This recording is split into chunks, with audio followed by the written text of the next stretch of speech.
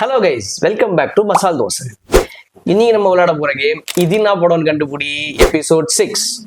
So last 5 எபிசோட்ல பார்த்தீங்கன்னாக்கா Bharat and அப்பா டீம் 3 பாயிண்ட்ல இருக்காங்க, சௌமியா அம்மா டீம் 2 பாயிண்ட்ல இருக்காங்க.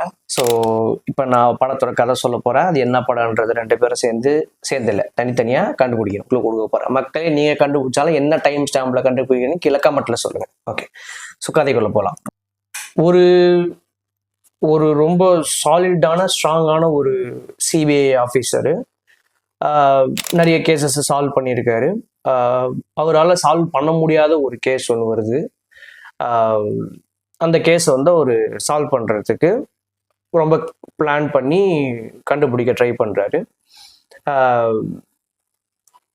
இதுக்கு நடுவில் என்ன ஆயிடுதுன்னா, அவரோட பிரதரே வந்து இறந்து வர போகிறாரு அந்த கேஸ் ரிலேட்டடாக. ஸோ கடைசியாக அவர் யாருன்றவரை கண்டுபிடிச்சிடுறாரு, வில்லனை.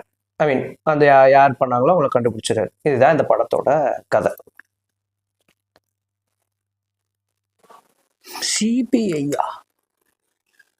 ஸோ அவர் வந்து அந்த ஆக்சுவலாக நிறைய கொலைகள் நடந்துன்னு வருது. அந்த கொலைங்களை தான் கிட்டத்தட்ட வீக்லி ஒரு கொலை மாதிரி நடக்குதுன்னு சொல்லலாம்.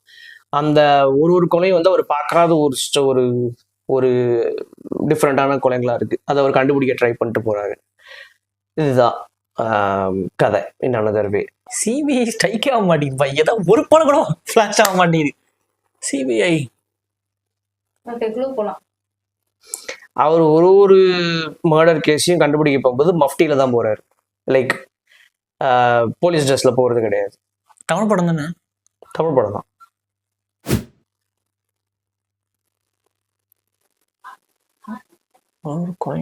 மக்களே, நீங்க இப்ப இது என்ன படம் கண்டுபிடிச்சீங்கன்னா கீழே கமெண்ட்ல சொல்லுங்க. இது ரொம்ப ஃபேமஸான பாப்புலரான படம். ஓகே, நெக்ஸ்ட் க்ளூ என்னன்னா, அவர் எங்க போனாலும் அவர் கூட அசிஸ்டண்ட்டும் ஒருத்தர் இருக்கிறார். 2 பேரும் சேர்ந்து தான் இந்த கொலைகளை கண்டுபிடிக்க போறாங்க எல்லா ஸ்பாட்லயுமே. இது ஹீரோட பாயிண்ட் ஆஃப் வியூ இல்லையோ? ஹீரோட பாயிண்ட் ஆஃப் வியூவா இல்லையான்றத நான் சொல்ல மாட்டேனே.